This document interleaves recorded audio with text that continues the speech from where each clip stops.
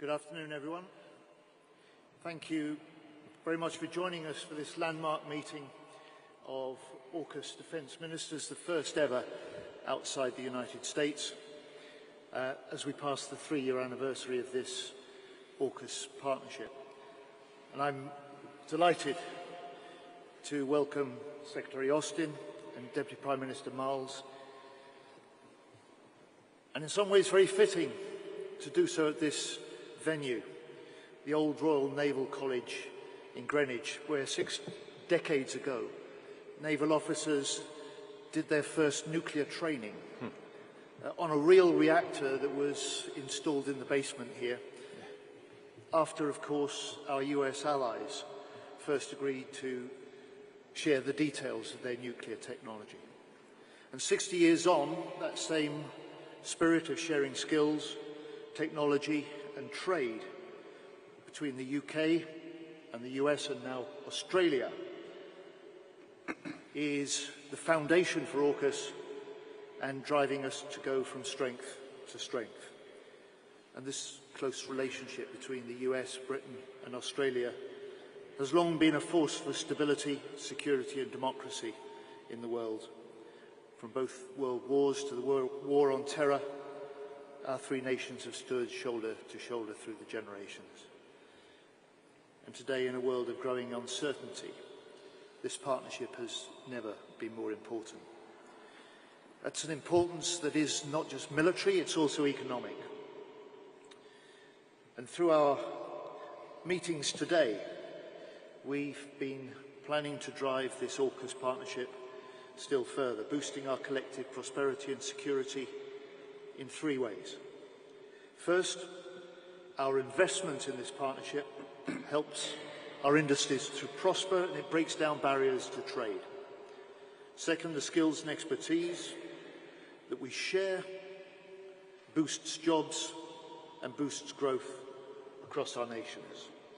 And third, the investment in our future technologies helps drive innovation and will help develop new warfighting capabilities. Here in the UK, to date, nearly £10 billion of investment has been allocated to UK nuclear infrastructure and nuclear industry since the AUKUS partnership was established. And more recently, as a new government, we've confirmed radical trade reforms to break down barriers to trade and to technology sharing exclusively between our 3 nations, worth nearly £500 million a year in the cost of red tape we're able to remove.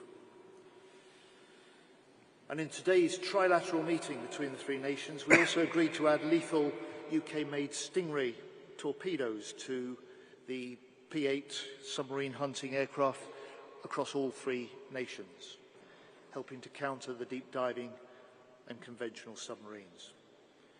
And of course then continuing the same commitment to sharing skills and intelligence which goes back those 60 years to the original nuclear engineers. The UK has today agreed to train hundreds more Australian to operate, maintain and regulate modern nuclear-powered submarines, after the first course of 250 Australians was completed this month. And as part of that work, I can announce that Deputy Prime Minister Marles and I have agreed that negotiations will soon be underway for a new bilateral treaty to bind our AUKUS collaboration into law. So this not only reflects our commitment to secure a secure Indo-Pacific region where international rules are respected, it also sends a very strong message that our defence alliance is one that will endure for many decades to come. So I and our new UK government will work to maximise the benefits of AUKUS to our 3 nations, advancing technologies, developing military capabilities, securing economic gains and growing good jobs. But above all, we will work to maximise the potential for this ever closer alliance to contribute to wider global security and stability. Finally, of course, we have held these discussions under a cloud of growing global insecurity. So in our trilateral and in our bilateral meetings, we've reinforced the need to stand together against Russian aggression, towards peace in the Middle East, and steadfast behind Ukraine for as long as it takes. In serious times, you need serious partners. And so Richard, Lloyd, we in the UK stand shoulder to shoulder with you, and with you, we will drive the AUKUS partnership from strength to strength. Thank you. Well, thank you, John. Thank you, Lloyd. It is an honour to be here at this, the third AUKUS Defence Ministers meeting. As John just said, we meet at a time of significant moment around the world, where the rules-based order is under pressure, under threat. And our three countries share strategic alignment, we share values, we stand in support of the maintenance of the rules-based order, be that in Eastern Europe, be that in the Indo-Pacific. And we are very grateful to have old, close, reliable partners such as the United Kingdom and the United States. Today's meeting has occurred just after the third anniversary of the announcement of AUKUS. What 3 years ago was an idea, today we can, looking back, rightfully say that idea has blossomed into operational plans and plans which are being executed. Last month we saw in Perth the USS Hawaii, a Virginia-class submarine undertaking a maintenance package of work, which is the first time that an American nuclear-powered submarine has had maintenance performed outside of the United States or an American base. It is the first time that an American nuclear-powered submarine has had maintenance work undertaken on it by non-US citizens. All of this is happening under the banner of the AUKUS arrangement. The very first step in what we announced in March of last year was an increased tempo of visits of nuclear-powered submarines to Australia. That is happening. The Submarine Rotational Force West, which will take place from 2027, is on track, and we are working very closely with both our partners, along with the Western Australian Government, to see that that is happening as well. In South Australia, we have seen land swaps take place with the South Australian Government such that we now have the site on which a production line will be established to build the future nuclear-powered submarines in Australia, the AUKUS variant, a variant that we will operate in tandem with the United Kingdom. We have seen at the end of last year and the beginning of this, legislative and regulatory changes take place across the US, the UK and Australia, which have created a licence-free, seamless defence industrial base between our three countries. Right there is one of the biggest reforms to defence trade in our three countries that we have seen in decades. It will have a profound impact on the way in which we operate together. And as John has said, there is an economic dimension to this which will greatly enhance defence industry across our three countries, building jobs, skills and capability in the US, the UK and Australia. The agreements that we reached in March of last year were legally underpinned by a treaty that was signed by our three countries in August of this year. And emanating from that, as John has just said, today we are announcing that negotiations will commence between Australia and the United Kingdom for our own bilateral treaty in respect of those elements of AUKUS which relate to the relationship between the UK and Australia, and that particularly pertains to the development of the SSN AUKUS type submarine in the future. And we're really excited about the prospect of undertaking those negotiations. Today we've also talked, though, about the challenges that we face the challenges in respect of the human dimension, making sure that we are training enough submariners to operate these submarines in the future, and we have Australian submariners at the Nuclear Power School in the United States being trained here in the United Kingdom, operating on Astute-class submarines, operating on Virginia-class submarines. We have Australian defence industry workers from ASC who are right now gaining skills, working in Pearl Harbor, and the numbers in each of those areas stand to increase. Australia is funding 4,000 additional university places across our university system in AUKUS disciplines to make sure that we are building the skills that are needed to deliver this project. In respect of AUKUS Pillar 2, we've also seen really significant developments. When we met in California last year, we said that our 3 innovation systems would put out an innovation challenge in relation to electronic warfare, and today we are announcing the winners of that challenge, which in respect of Australia are Innova Technologies in South Australia, Penton, a company in the ACT, and Advanced Design Technology, another company in the ACT, and we certainly congratulate each of those companies on their success in this innovation challenge.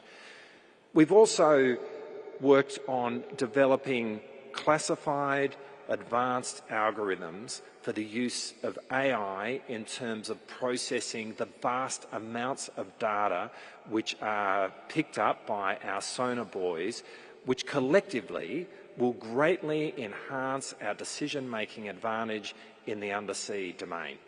And again, right there is work which we are doing now, which is happening now, which is increasing our military capabilities, which is putting advantage into the warfighter's hands.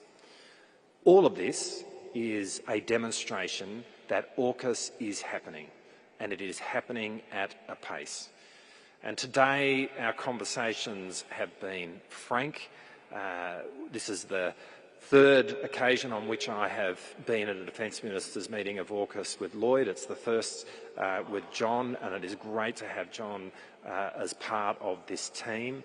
And there is very much a sense of team as we meet to discuss this project going forward. I think it's fair to say that the personal rapport and friendship which exists amongst the 3 of us up here is emblematic of the closeness of the relationship between our 3 nations, which is now being embodied each and every day in a much deeper way through AUKUS.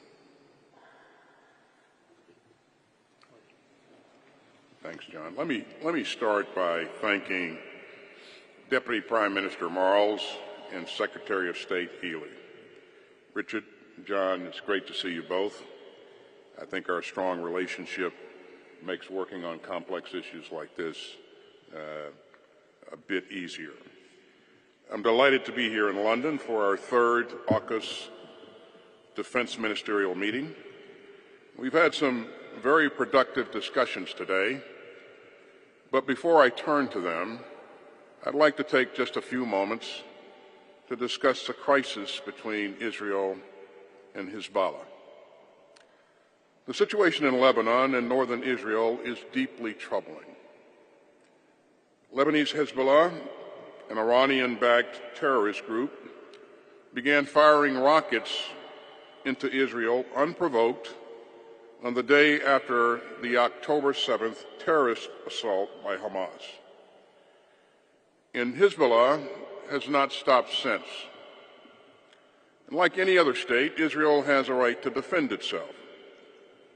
And almost a year later, tens of thousands of Israeli and Lebanese civilians still cannot safely return home. And we now face the risk of an all-out war. Another full-scale war could be devastating for both Israel and Lebanon. So let me be clear. Israel and Lebanon can choose a different path. Despite the sharp escalation in recent days, a diplomatic solution is still viable. A diplomatic solution, not a military solution, is the only way to ensure that displaced civilians on both sides of the border can finally go back home. So I echo the call of President Biden and President Macron and other leaders yesterday for an immediate 21-day ceasefire. And that will provide time for the diplomacy needed to achieve a durable arrangement that will allow Israeli and Lebanese civilians to return safely to their homes. This time can also be used to conclude and implement a deal to secure a ceasefire in Gaza and to bring all of the hostages home. All parties should seize this opportunity.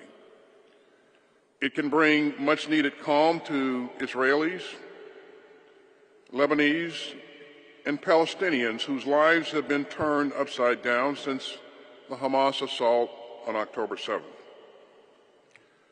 And make no mistake, the United States remains postured to protect our forces and our personnel across the Middle East.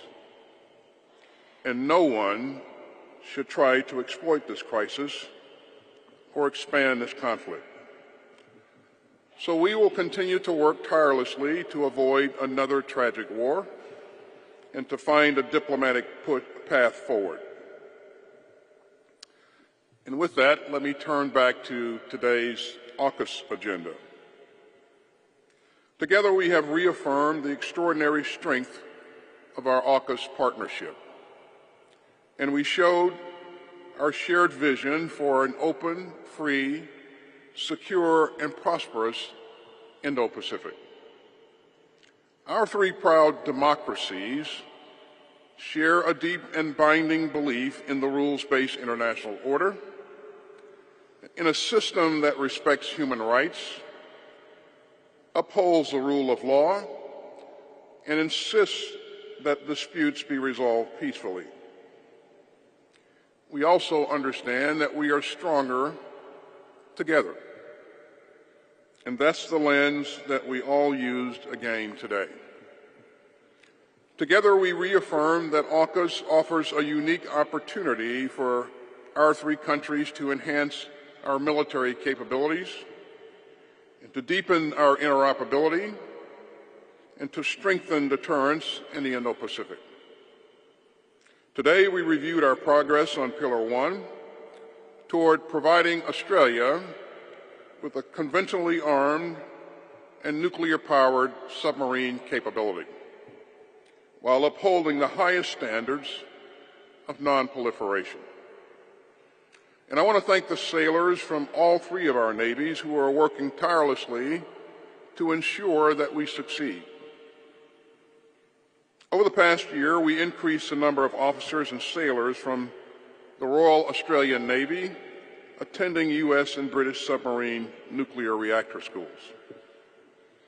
And U.S. and Australian sailors, along with UK observers, recently conducted maintenance together on a U.S. submarine visiting Australia.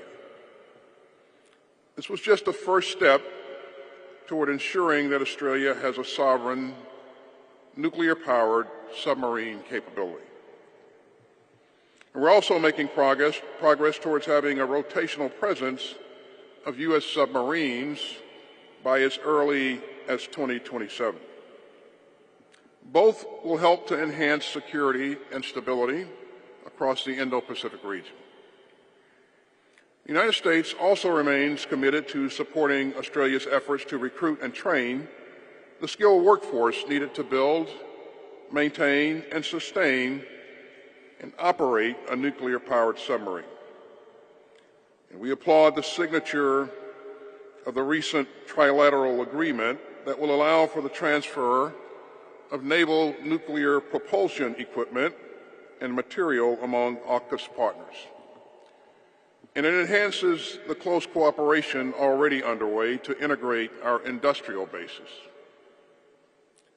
And over the next year, our navies will seek more opportunities to integrate our industrial bases. And we'll build more resilience across our supply chains. We also got a lot done on Pillar 2 of AUKUS, which focuses on getting new advanced capabilities to our warfighters. We're working together to identify common requirements and to meet them with the most capable tech. And that's critical to building an even more capable combined force. And over this past year, we conducted several significant demonstrations and experiments across the ground, undersea, and along the electromagnetic spectrum. And taken together, all this progress will increase decision advantage for our warfighters. And we are excited to quickly field these advanced technologies across our forces.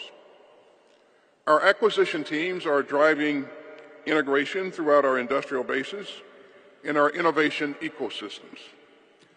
This will maximize our combined ability to develop, produce, and sustain these capabilities together. You know, earlier this year, we held the first trilateral AUKUS Innovation Challenge.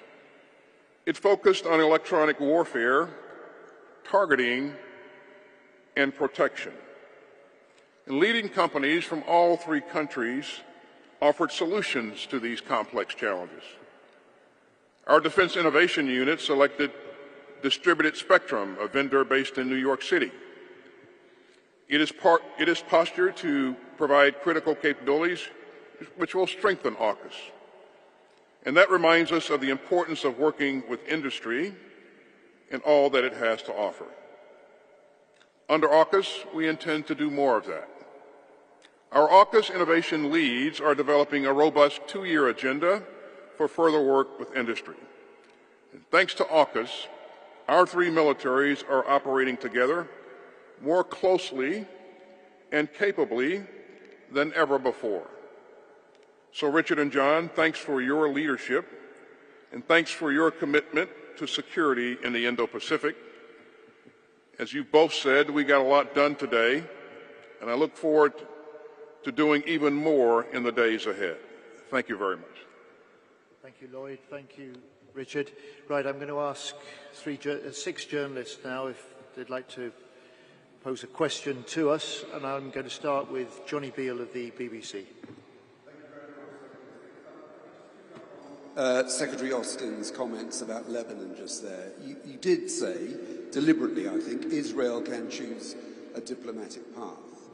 Now, Israel, you have said, should be part of that ceasefire you want, yet we've heard from Prime Minister Netanyahu today directing his own forces to continue the fight with full force. So are you worried that he is ignoring your appeals for a ceasefire?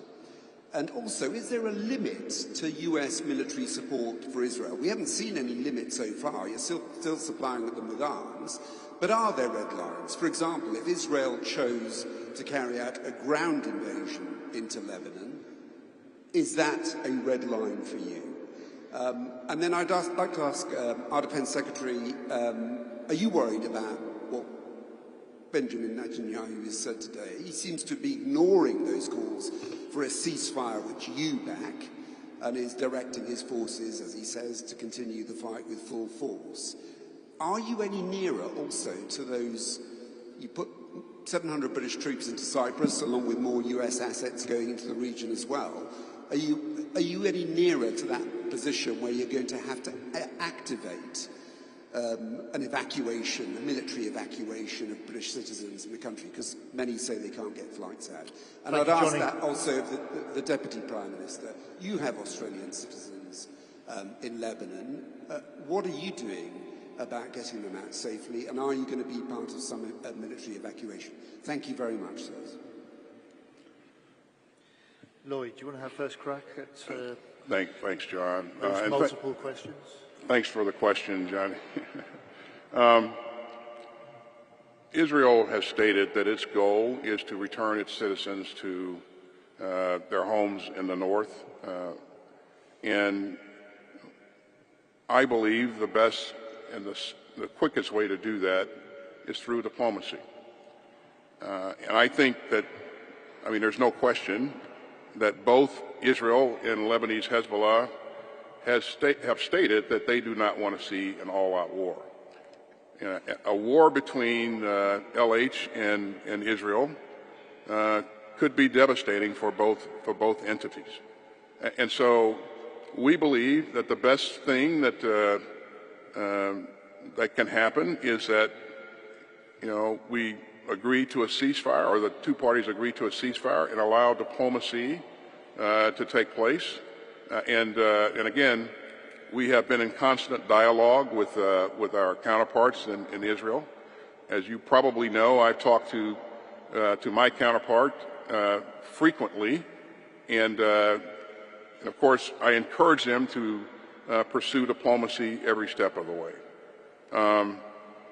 In terms of any limits that we would place on Israel, we've been committed from the very beginning to help Israel provide the things that are necessary for them to be able to protect their sovereign territory, and that hasn't changed and won't change in the future. So. Thank you. The calls at the United Nations at this time, this week, led by President Biden, by Prime Minister Starmer and a number of other nations for this 21-day ceasefire, unprecedented calls together at the United Nations, offer a pause in the fighting, as Secretary Austin has said, and the chance to see negotiations. There is a way that Israel can see its thousands of displaced citizens return to their homes in northern Israel, and those Lebanese can return to their homes as well, and that's the American-led Hochstein Plan. The Israelis have said they're prepared to accept that, and I urge Prime Minister Netanyahu and the Lebanese Hezbollah leaders to pay heed to the combined voices at the United Nations to do just that. 21 days, a ceasefire where talks can start and the fighting can end and the chance of a longer-term settlement may emerge. On the question of the British nationals in Lebanon, this is our first concern, their safety.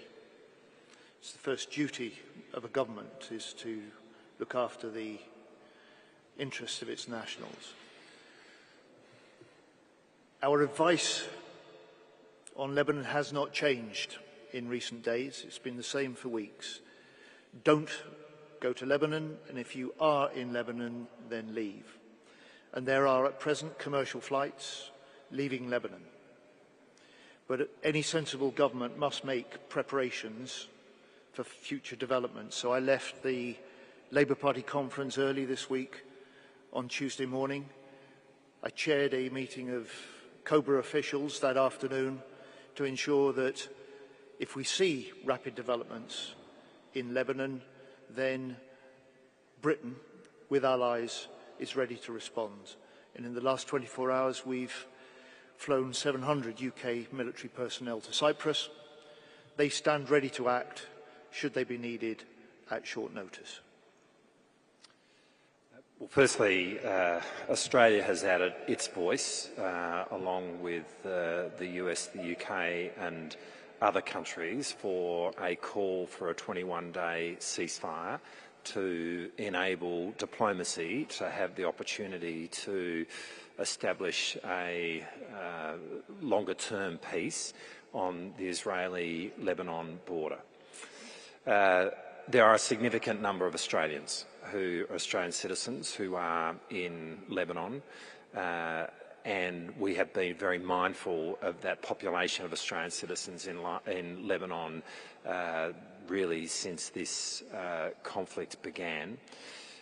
We do have in place plans and preparations in respect of a range of scenarios, and we stand ready to activate those preparations. But the most important thing that can be said right now is to echo what John has said, and that is that Australians who are in Lebanon now, this is the time to leave.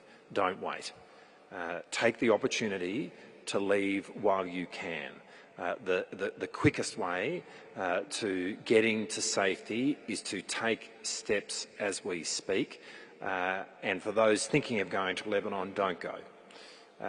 It is really important that people use this moment, and we are speaking as loudly as we can to the more than 10,000 Australian citizens who are in Lebanon. Now is the time to leave.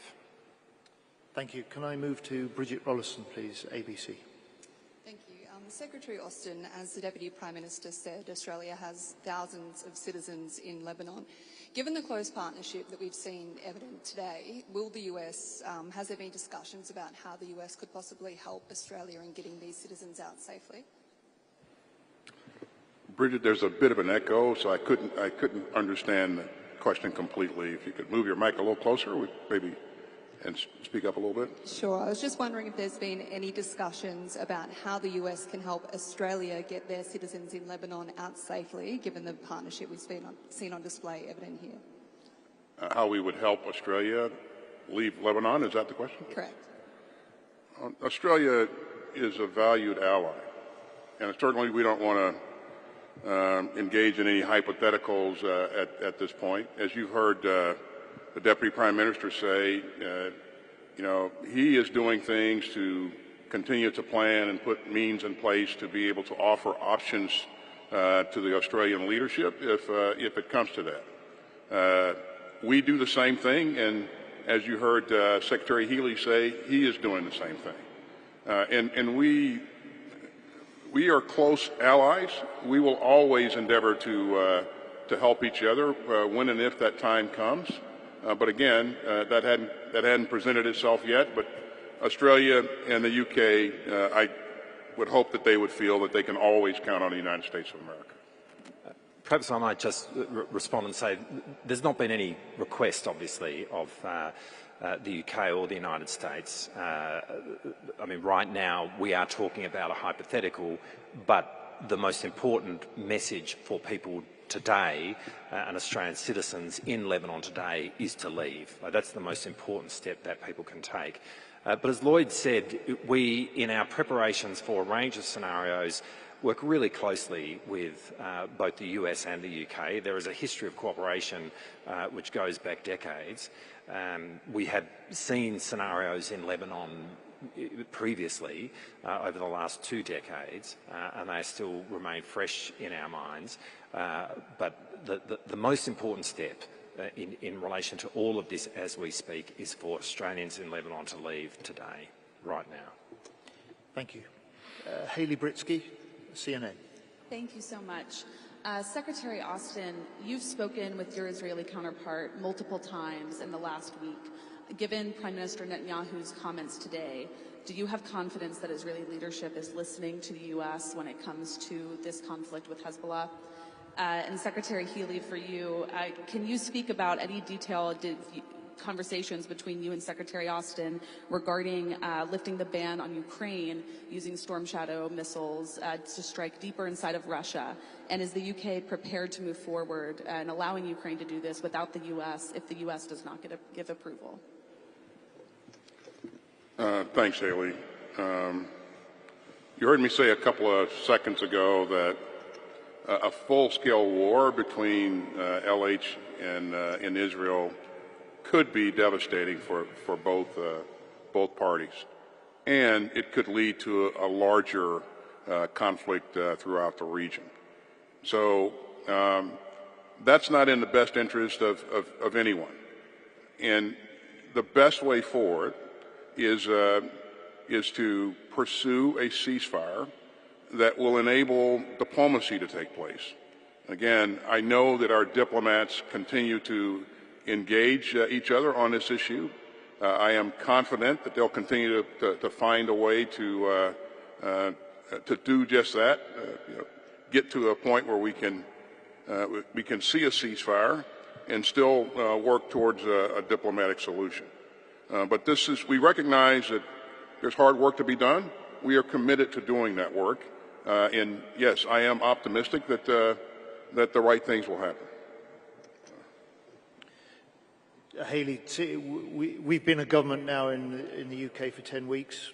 In that time, we've stepped up the military aid that we've providing to Ukraine. We've sped up the deliveries of the aid that had previously been pledged. We've struck a new industrial treaty with Ukraine so that we can not only provide what they need now, but we can produce what they need in future. And the main focus for the discussions between Secretary Austin and I this morning over Ukraine were how we get behind the victory plan that President Zelensky has presented in the US this week, and how we can reinforce the Ukrainians' position in the months ahead in the face of a continuing onslaught from the Russians on the eastern border. And in the end, we're talking about resolution of conflict and ceasefire in the Middle East. Putin could end the war in Ukraine today if he pulls back his troops and ends his illegal invasion. Can I move on to Mark Nicholl at Daily Mail, please? Thank you, Mr. Healey. If I could ask you this question and then an adjunct to it to Mr. Austin. As the Daily Mail has reported recently, the Royal Navy hasn't had an attack submarine on operations for more than 2 months, and most of the Astute class are alongside undergoing repairs. This has necessitated a greater reliance on the UK's allies, in particular the United States. So when will Britain be able consistently to protect its bomber submarines which carry the UK's nuclear deterrent? And to Mr. Austin, how familiar are you, as US Secretary of State for Defence, with these many long-standing issues within the Royal Navy, and how comfortable are you given it's the US that is often required to plug capability gaps? Well, Mark, you know I won't comment as Defence Secretary on anything operational, but I will say as Defence Secretary I will allow nothing that compromises the security of our UK nuclear deterrent. And I would just say to you this, President Putin knows just how capable and world-class our submarines and our underwater systems are. And today, we as three nations have been discussing the way that our national forces can be strengthened by being developed and deployed in the future together through the AUKUS partnership. So this is a partnership that reinforces our national securities, but also collaboratively reinforces wider national and international security and stability too. Hey, Mark, I think the question was whether or not I am confident in the UK's capability. Is that correct? Yes. And listen, we have been trusted allies for a long time. We have fought beside each other, bled with each other, faced difficult challenges with each other. And I was telling the ministers earlier today, the short 41 years that I spent in uniform, a good part of that, well over 5 years was in combat, on and off. There was never a place that I went where I didn't have a Brit or an Aussie that was in that formation. That's how closely we've been working together for a long time. Matter of fact, when I was a Land Forces commander in Iraq, my deputy was a Brit, a man by the name of Sir Richard Barron. You probably know about him or know of him. He rose to prominence in the UK military.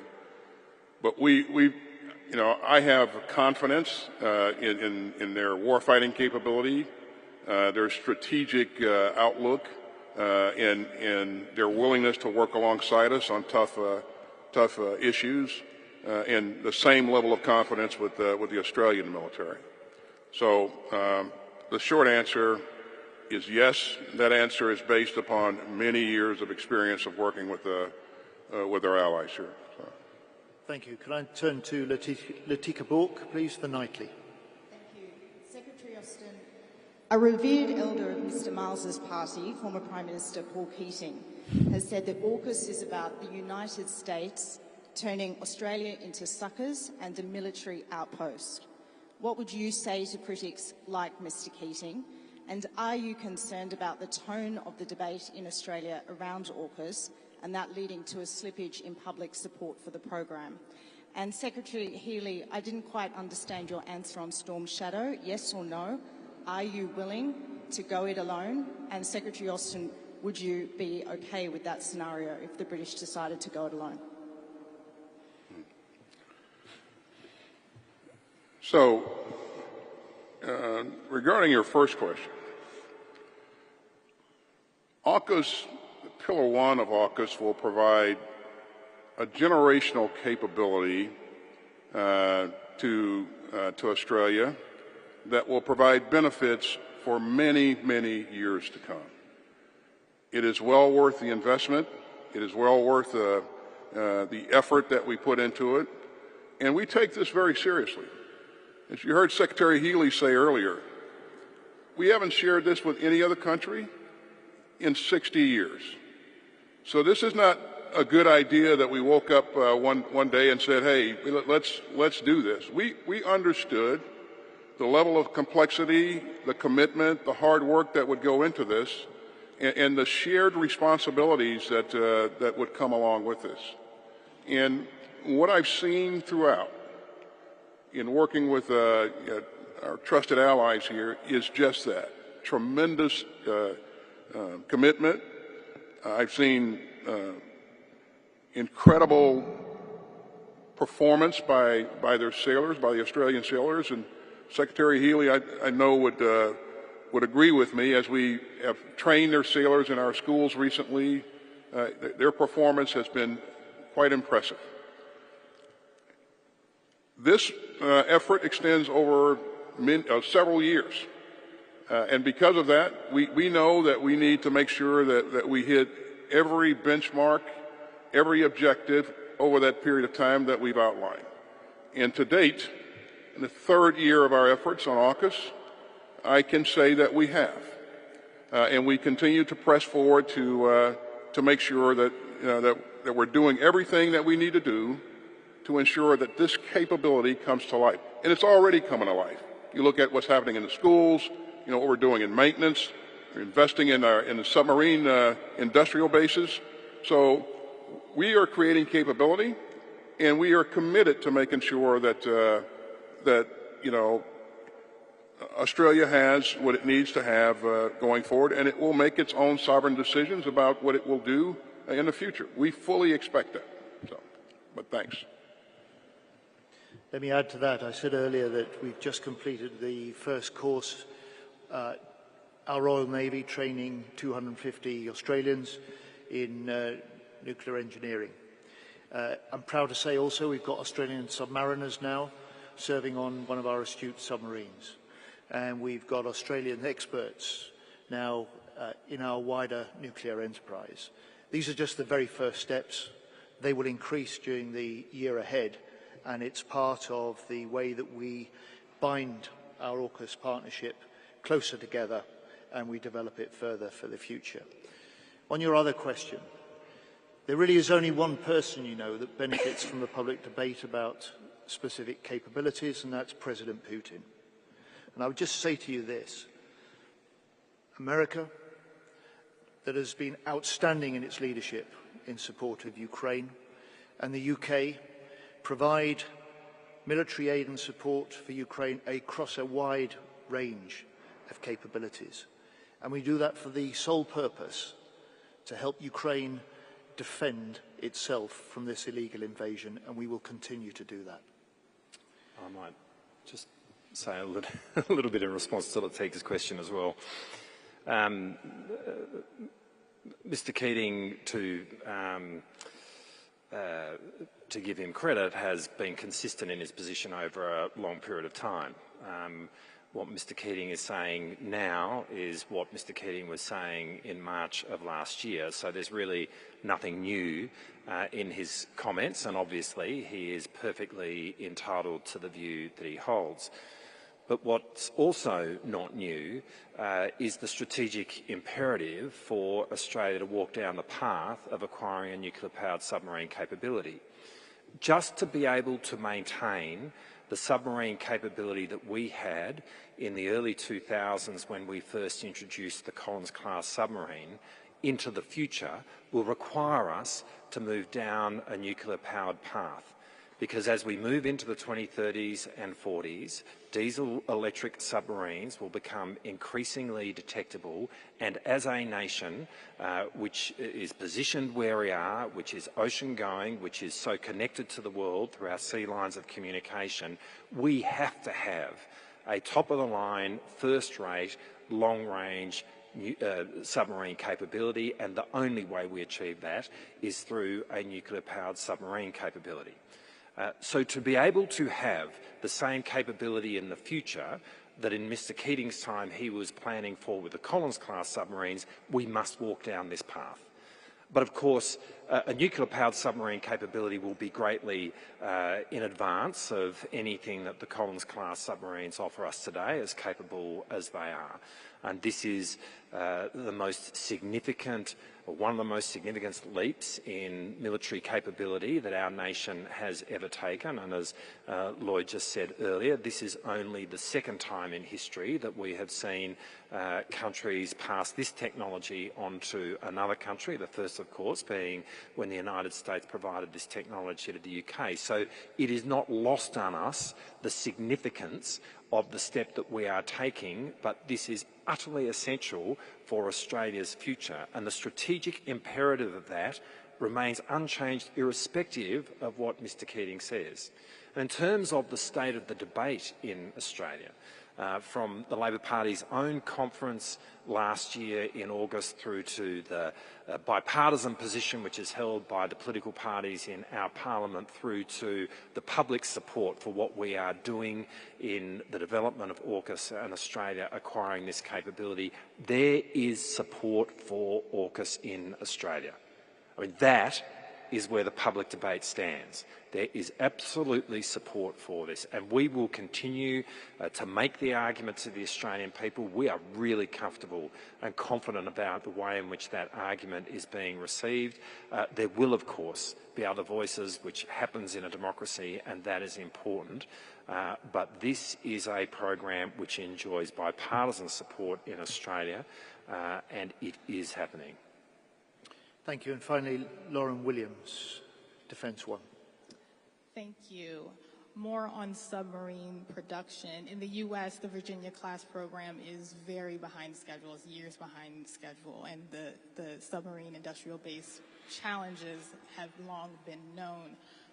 Are you concerned at all that shipbuilders will able to not only produce what the Navy has already ordered in the U.S., but also produce what Australia is trying to procure? On Pillar 2, there's been a lot of discussion about expanding it to other countries and other technologies. But when you do that, that introduces security risks, cybersecurity risks specifically. Can you talk a bit about how you're going to protect companies' intellectual property, and if you have enough counterintelligence efforts in place to mitigate those? And then in that same vein, with Pillar 2, when you're developing these technologies, I know a lot of it is classified, but still these companies are developing technologies. How are you ensuring that what's being developed will actually end up in the hands of military operators and not necessarily just become experiments? First of all, in terms of our ability to meet the production objectives, of course we're concerned about that, and that's why we're investing more in the submarine industrial base, so that they can continue to expand capacity and place our efforts on a ramp that ensures that we can meet the objectives going forward. And I feel good about some of the things that we're investing in, You know, I met with the leaders of industry and discussed with them with the what they're doing with the additional resources that we're providing, and what they're investing in, how they're using those resources, so I think you know, they welcome that discussion. And what I'm seeing is that we're investing in the right things, and we will be able to expand the capacity going forward, and to meet our objectives. Pillar 2, we do see opportunities to offer other countries the ability to work with us on specific projects. There are countries that who want to work with us that bring a lot to the table, and on a project-by-project basis, we will endeavor to work with those countries, ensuring that all the things that you mentioned in terms of protection of IP and those kinds of things, the right things are taking place. We don't take that for granted. And finally, my colleagues will attest to the point that during our discussion today, all three of us hammered home you know, what our North Star is. Our North Star is to make sure that we are producing capability for the warfighter in real and relevant time. We cannot allow to lose that focus. That's our current focus, and it will be our focus, you know, for the foreseeable future going forward. Richard. Let me just finish off by underlining that point about timescales. These are the submarines in particular, and Pillar 1 are decades-long programs. This is perhaps the most complex engineering and technologies on the planet, but there is an imperative to see every day counts, because it's what we do now and in the weeks and months ahead now that will determine whether or not, to time, towards the end of the 2030s, the first AUKUS submarines are built and put into operation. And in our discussions, that theme ran throughout. Timescales are tough, but they're essential, and that together we are absolutely determined that we will deliver. So thank you. Thank you all. Thank you all very much.